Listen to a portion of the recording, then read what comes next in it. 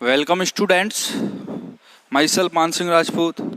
इससे पिछले लेक्चर में बच्चों हम डिवाई मॉडल के बारे में पढ़ रहे थे। तो डिवाई मॉडल के बारे में अभी तक हम क्या क्या पढ़ चुके हैं बच्चों। सबसे पहले हमने पढ़ा था डिवाई मॉडल ने क्या क्या परिकल्पनाएं मानी थी। डिवाई मॉडल की परिकल्पनाएं, हाइपोथेसिस ऑफ डिवाई मॉडल, जो उसने परिकल्पनाएं दी थी इस मॉडल को प्रस्तुत करने के लिए। उसके पश्चात हमने डिवाई मॉडल के आधार पर ही सतत माध्यम में जो कंपन विधाओं की संख्या होती है, या फिर आप बोल सकते हो सतत माध्यम में जो कंटिन्यूअस मीडियम होता है उसमें प्रसामान्य विधाओं की संख्या, सतत माध्यम में प्रसामान्य विधाओं की संख्या। अगला, इसके पश्चात डिवाई ने क्या माना था कि जो एटम है वो एक सरल आवर्ती दोलक की भांति व्यवहार कर रहा है। जो सॉलिड्स के अंदर जो एटम्स हैं वो एक सरल आवर्ती दोलक की भांति व्यवहार कर रहे हैं। तो उन सरल आवर्ती दोलकों के लिए जो क्या होगी, माध्य ऊर्जा निकाली थी हमने ई बार, किसकी फॉर्म में, एच कट की फॉर्म में। और ऊर्जा क्या आई थी आपकी, H cut omega 1/2 1 over E की power H cut omega over KVT minus 1 के रूप में। इसके पश्चात बच्चों हमने internal energy, total internal energy in frequency range D omega क्या थी, U omega D omega equal to integration 0 से कट ऑफ फ्रीक्वेंसी या डिवाई आवृत्ति बोल सकते हो ओमेगा डी को, किसके बराबर थी, E bar Z of omega D omega की फॉर्म में। और उससे पहले हमने Z of omega D omega किसकी फॉर्म में निकाला था, ओमेगा डी की फॉर्म में। तो कितनी वैल्यू आई थी, जेड ओमेगा डी ओमेगा की 9n omega square D omega over omega D का क्यूब। इंटरनल एनर्जी आ गई जिसको डिनोट कर रहे थे टोटल एनर्जी से। किससे, जो भी सॉलिड ले रहे हो आप, सॉलिड की टोटल एनर्जी। तो क्या निकाल दिया, स्पेसिफिक हीट, सॉलिड्स की स्पेसिफिक हीट क्या प्राप्त हुई आपको, du ओवर dt। तो Cv निकालने के पश्चात आपको जो रिजल्ट प्राप्त हुए at case number first, at higher temperature पर Cv क्या प्राप्त हुआ आपको, Cv proportional to 3R। At higher temperature पर बच्चों Cv जो स्पेसिफिक हीट थी सॉलिड की क्या प्राप्त हुई, 3R के बराबर। यहाँ R क्या है आपका, गैस नियतांक। R क्या है, गैस नियतांक। तो हम बोल सकते हैं इसके आधार पर कि हायर टेम्परेचर पर सॉलिड्स होंगे उनकी स्पेसिफिक हीट क्या होगी, 3R के बराबर। जो कि हम पिछले 2 मॉडलों में भी यह प्रूफ कर चुके हैं कि आइंस्टाइन मॉडल के अनुसार भी हायर टेम्परेचर पर जो सॉलिड थे आपके उनकी स्पेसिफिक हीट किसके बराबर थी, 3R के बराबर। और शुरू में हमने जो ड्यूलोंग पेटिट लॉ पढ़ा था उसमें भी हायर टेम्परेचर पर सॉलिड्स की स्पेसिफिक हीट किसके बराबर आ रही थी, 3R के बराबर। अतः उक्त दोनों मॉडलों के आधार पर हम बोल सकते हैं कि जो डिवाई का मॉडल है वो हायर टेम्परेचर पर प्रायोगिक मानों से पुष्टि करता है। किससे पुष्टि करता है, प्रायोगिक मानों से। यहाँ पे क्या था, हायर टेम्परेचर पर जो सॉलिड का टेम्परेचर था T is greater than theta D, Debye temperature. Case number second था बच्चों आपका एट लोअर टेम्परेचर पर, एट लोअर टेम्परेचर पर। तो एट लोअर टेम्परेचर पर आपका Cv जो आया वो किसके आया, Cv बराबर या Cv प्रोपोर्शनल TQ। किसके आया, Cv प्रोपोर्शनल TQ। कि एट लोअर टेम्परेचर पर डिवाई मॉडल के अनुसार जो स्पेसिफिक हीट है ताप की तृतीय घात के अनुसार घटेगी। ओके, फिर हमने, और इसको क्या बोला हमने, डिवाई का TQ नियम, डेबाई का TQ नियम वेरी इंपॉर्टेंट है बच्चों। अच्छे एग्जाम में पूछा जाता है। जैसे आप BSc फाइनल ईयर के बाद कोई भी MSc एंट्रेंस एग्जाम दोगे तो यहाँ से आपके बहुत क्वेश्चंस बनते हैं कि डेबाई का TQ मॉडल क्या है, और या फिर ये पूछ लेगा सॉलिड्स के लिए हायर टेम्परेचर पर स्पेसिफिक हीट किसके प्रोपोर्शनल होती है। तो ऐसे छोटे छोटे ऑब्जेक्टिव क्वेश्चन आपको बन सकते हैं। नंबर 3 बच्चों हमने देखा था एट लोअर टेम्परेचर पर ही, एट लोअर टेम्परेचर पर ही देखा था क्या, टोटल एनर्जी। क्या देखी थी, टोटल एनर्जी, और वो क्या आई थी, U प्रोपोर्शनल टू T की पावर 4 के बराबर, जो कि आपकी किसके बराबर थी, स्टीफन लॉ के बराबर। जो आप क्वांटम मैकेनिक्स में, क्वांटम यांत्रिकी में जब आप चैप्टर नंबर 1 पढ़ोगे कृष्णिका वितरण ब्लैक बॉडी, उसमें आपको स्टीफन लॉ मिलेगा। वो क्या मिलेगा, U प्रोपोर्शनल टू T की पावर 4, और वो किसके लिए होगा, फोटॉन्स के लिए। तो इसके आधार पर, इस रिजल्ट्स के आधार पर आप क्या बोल सकते हो कि फोटोन और फोनॉन, इस चैप्टर में बात किसी कर रहे हैं हम, फोनॉन की, कि फोटोन और फोनॉन दोनों समान नेचर प्रदर्शित करते हैं, परंतु जो फोनॉन्स होंगे वो ओनली ऑन लोअर टेम्परेचर पर ही ताप की चतुर्थ घात के समानुपाती होंगे। जबकि जो फोटॉन्स की बात करें बच्चों, तो फोटोन किसी भी टेम्परेचर पर ताप की चौथी घात के समानुपाती होंगे।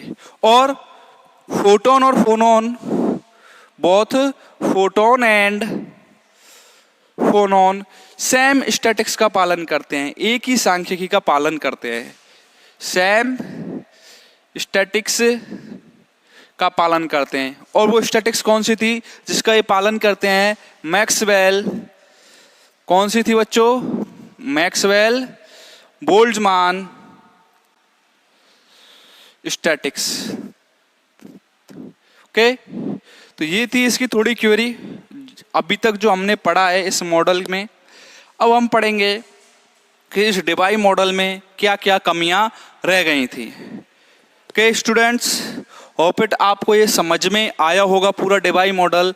यहाँ से बहुत इंपॉर्टेंट क्वेश्चन बनते हैं according for your exam purpose, और आगे भी यदि आप कोई MSc एंट्रेंस एग्जाम दो उसके लिए भी। देखो बच्चों,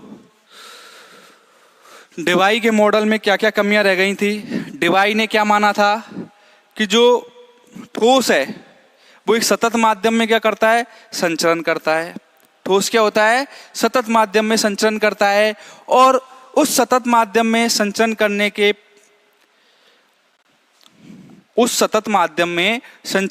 के परिणाम स्वरूप हम ये देखते हैं, इससे विपरीत कि जो सॉलिड्स होता है वो क्या होता है, आयनों से मिलकर बना होता है।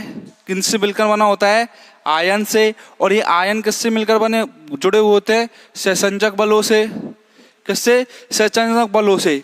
और डेबाई ने क्या माना था कि जो ठोस है वो सतत माध्यम में क्या कर रहा है, भ्रमण कर रहा है। जबकि इन आयन्स, अलग अलग आयन्स होंगे, कोई आयन टूटेंगे, बॉन्ड बनेंगे, टूटेंगे, तो जो ठोस की जो प्रकृति होगी वो क्या होगी, विभक्त, डिस्क्रीट।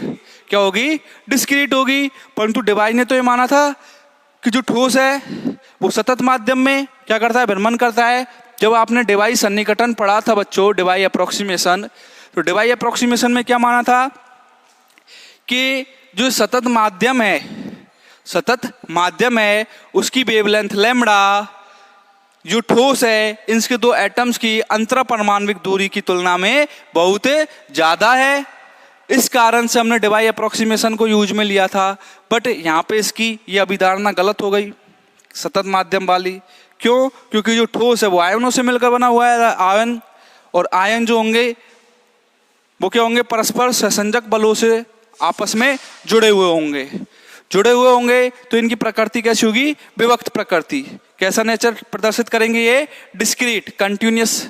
इसने तो माना था कंटिन्यूअस मीडियम, और ये नेचर कैसा रिप्रेजेंट करेंगे, डिस्क्रीट। जो इनके एनर्जी स्पेक्ट्रम मिलेंगे वो कैसे मिलेंगे, सतत ना मिलकर आपको विभक्त। तो ये तो इसकी पहली कमी थी नंबर एक थी बच्चों, डिवाई ने ठोसों में परमाणु का कंपन, डिवाई ने ठोसों में परमाणुओं का कंपन,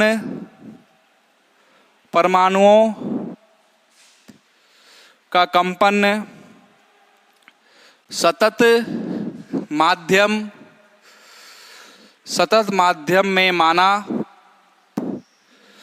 क्या माना डिवाई ने? जो परमाणु का कंपन हो रहा है वो सतत माध्यम में हो रहा है, जबकि ठोस विभक्त आयनों से मिलकर बने हुए होते हैं। सतत माध्यम में माना, जबकि जो सॉलिड हैं, जो इनमें कंपन हो रहे हैं, वो कैसे आयनों से मिलकर बने हुए हैं? विभक्त आयनों से। जबकि ठोस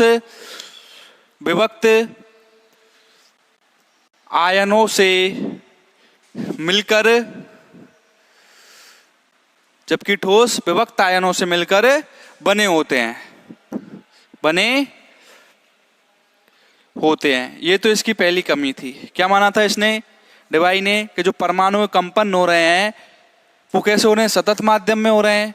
जबकि ठोस जो है, जो सॉलिड ले रहे हो, जिसमें एटम्स कंपन कर रहे हैं, उसके जो एटम्स हैं वो किससे मिलकर बने हुए हैं? आयनों से मिलकर बने हुए हैं। और ये आयन परस्पर किससे जुड़े हुए होंगे? किसी ना किन्हीं सहसंजक बलों से, जिसमें आयन सहसंजक बलों द्वारा बंधे होते हैं। जिसमें आयन सहसंजक बलों के द्वारा आपस में जुड़े हुए होते हैं। ये तो हो गई इसकी पहली शॉर्ट कमी। नंबर 2 है बच्चों, डिवाई ने अपने सिद्धांत में ये नहीं बताया कि जो आप ठोस ले रहे हो वो क्रिस्टलीय ठोस है या अक्रिस्टलीय ठोस है। क्या नहीं बताया कि जो ठोस ले रहे हो वो क्रिस्टलीय ठोस है या अक्रिस्टलीय ठोस है। तो नंबर 2 है, डिवाई ने अपने सिद्धांत में ठोस के क्रिस्टलीय संरचना पर विचार नहीं किया। देखो बच्चों, नंबर 2, डिवाई ने अपने सिद्धांत में ठोस की या फिर ठोसों की क्रिस्टलीय संरचना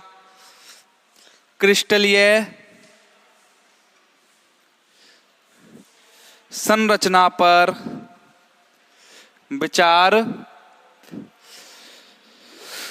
डिवाई ने अपने सिद्धांत में ठोसों की क्रिस्टलीय संरचना पर विचार नहीं किया। अर्थात ये नहीं बताया कि जो आप ठोस ले रहे हो उसकी जो संरचना क्रिस्टलीय है किस प्रकार की होती है। क्रिस्टलीय संरचना से मतलब होता है बच्चों कि जो एटम्स हैं ठोस में वो एक निश्चित दूरी के पश्चात अपने आप को रिपीट करे, या फिर मैं बोल सकता हूँ रेगुलरली अरेंज्ड एटम। कैसे एटम? क्रिस्टलीय ठोसों में कैसे एटम्स होंगे? Regularly arranged atom. नंबर 3 बच्चों, जो इसकी शॉर्ट कम्स है, देखो नंबर 3 क्या है? नंबर तीन है, डिवाई ने अपने सिद्धांत में यह माना कि ठोसों में ध्वनि का वेग सभी तरंग दैर्घ्यों के लिए समान रहता है। डिवाई ने अपने सिद्धांत में यह माना कि सभी ठोसों की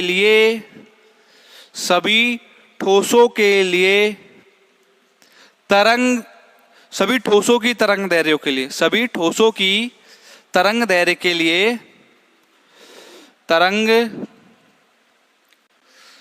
दैर्घ्यों के लिए क्या माना? कि डिवाई ने जो भी ठोस ले रहे हो और ठोसों की जितनी भी वेवलेंथ हैं उनके लिए ध्वनि का वेग समान रहता है। सभी ठोसों के लिए, सभी ठोसों की तरंग दैर्ध्यों के लिए ध्वनि का वेग समान रहता है। ध्वनि का वेग क्या रहता है? समान रहता है। ये डिवाई ने माना था, परंतु प्रायोगिक रूप से यह देखा गया कि या प्रेक्षित किया गया कि ध्वनि का वेग तरंग दैर्ध्य पर निर्भर करता है। डिवाई ने तो अपनी अभिधारणा में बताया था कि जो ठोस ले रहे हो आप और ठोसों की जितनी भी तरंग दैर्ध्य हैं उनके लिए ध्वनि का वेग क्या रहेगा? समान रहेगा। परंतु एक्सपेरिमेंटल रिजल्टों से हमको यह प्राप्त हुआ कि जो ध्वनि का वेग है वो तरंग दैर्ध्य पर डिपेंड करेगा। अर्थात ये बोल सकते हो कि तरंग दैर्ध्य बढ़ने के साथ साथ ध्वनि का वेग बढ़ेगा या फिर घटेगा। क्या होगा? तरंग दैर्ध्य बढ़ने के साथ साथ ध्वनि का वेग बढ़ेगा या फिर ध्वनि का वेग घटेगा। परंतु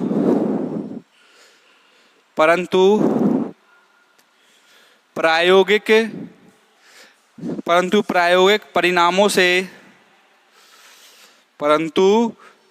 परिणामों से यह पाया गया कि ध्वनि का वेग तरंग दैर्ध्य पर निर्भर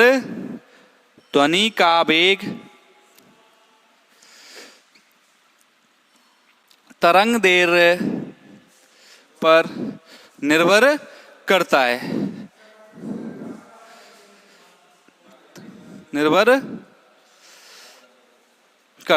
ओके। नंबर 4 देखो बच्चों क्या थी? नंबर 4 ये थी कि डिवाई ने जो सिद्धांत दिया विशिष्ट ऊष्मा का, उसमें जो व्यंजक ज्ञात करते हैं तो उसमें मुक्त इलेक्ट्रॉनों का योगदान नगण्य माना। क्या किया कि जो हमने विशिष्ट ऊष्मा के लिए अर्थात सीबी के लिए जो व्यंजक व्युत्पन्न किया उसमें जो, जैसे हम पहले बात कर रहे थे यू लैटिस सीबी लैटिस, या फिर यू की बात कर लो इंटरनल एनर्जी यू बराबर टोटल सॉलिड के लिए, तो क्या थी पहले you lattice plus you free electron. तो डिवाई ने अपने सिद्धांत में जब सीबी के लिए, सीबी मतलब specific heat at constant volume, किससे रिप्रेजेंट करेंगे? du over dt at constant temperature, at constant volume. तो इसने ये माना कि जब मैं व्यंजक व्युत्पन्न करूंगा किसके लिए? सीवी के लिए, तो उसमें जो यू फ्री इलेक्ट्रॉन्स है या फिर सीवी फ्री इलेक्ट्रॉन्स है, फ्री इलेक्ट्रॉन्स के कारण जो स्पेसिफिक हीट जनरेट हो रही है उनका योगदान क्या माना? नगण्य के बराबर। किसके बराबर माना? नगण्य के बराबर। परंतु वैज्ञानिक कीसम आदि ने यह बताया कि लगभग 1 केल्विन ताप पर जालक में स्थित परमाणुओं के युग्मित कंपनों का विशिष्ट ऊष्मा में योगदान कम हो जाता है, तब स्वतंत्र इलेक्ट्रॉनों के गति का विशिष्ट ऊष्मा में योगदान महत्वपूर्ण हो जाता है। तो देखो क्या माना डिवाई ने अपने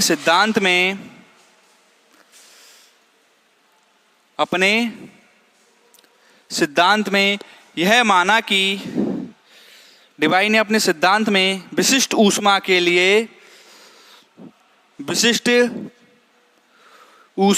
लिए जब व्यंजक व्युत्पन्न किया, डिवाई ने अपने सिद्धांत में विशिष्ट ऊष्मा के लिए व्यंजक व्युत्पन्न में मुक्त इलेक्ट्रॉनों का योगदान, मुक्त इलेक्ट्रॉन्स जो भी फ्री एटम्स थे उनका योगदान, मुक्त इलेक्ट्रॉन्स का योगदान नगण्य के बराबर या नगण्य माना। किसने? डिवाई ने। परंतु एक वैज्ञानिक हुए थे कीसम। परंतु कौन से वैज्ञानिक है बच्चों? कीसम। कीसम ने बताया कि 1 केल्विन ताप पर कितने ताप पर? कीसम ने क्या बताया? 1 केल्विन ताप पर जालक में स्थित परमाणु के युग्मित कंपनों का, परंतु 1 केल्विन ताप पर जो भी आप ठोस ले रहे हो, जालक ले रहे हो, जालक में उपस्थित या जालक के युग्मित कंपनों में, जालक के युग्मित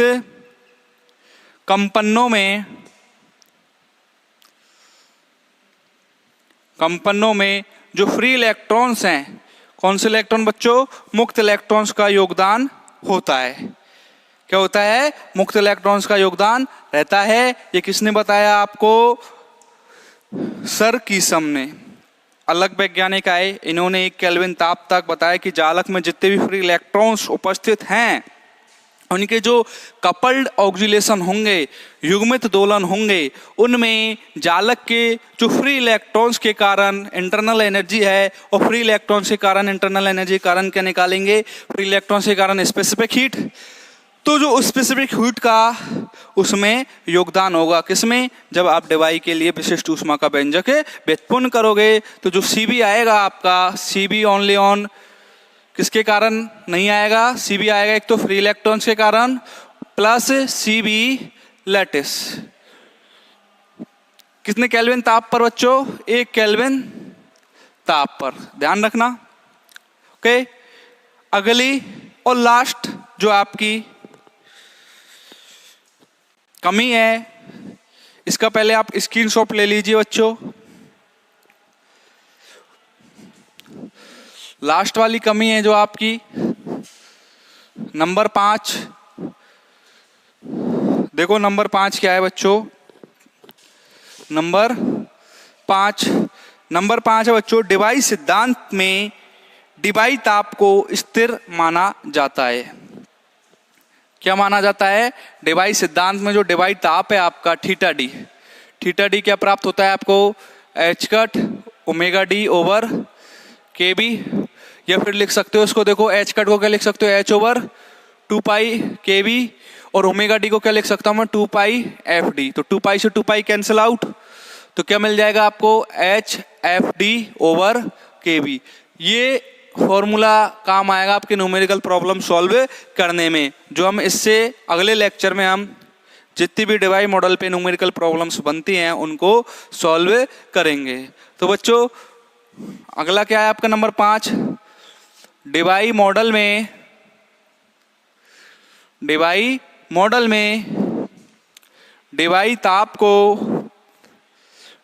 ताप को स्थिर माना जाता है। क्या माना जाता है? डिवाई मॉडल में डिवाई ताप को स्थिर माना जाता है, जबकि प्रायोगिक रूप से यह देखा गया है कि डिवाई ताप थीटा डी ठोस के ताप पर निर्भर करता है। परंतु प्रायोगिक रूप से जो एक्सपेरिमेंटल रिजल्ट हैं उनके आधार पर जो आपका डिवाई टेम्परेचर है, रूप में लिख दिया, तो इसको करो रूप से। किससे? प्रायोगिक रूप से यह देखा गया है कि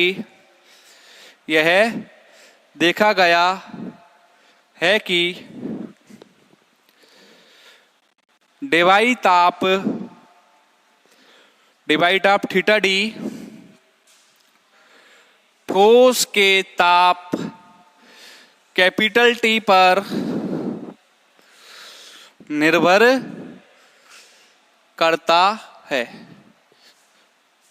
ओके, देखो कैसे x क्या माना था आपने जब दोलकों के लिए माध्य ऊर्जा निकाल रहे थे?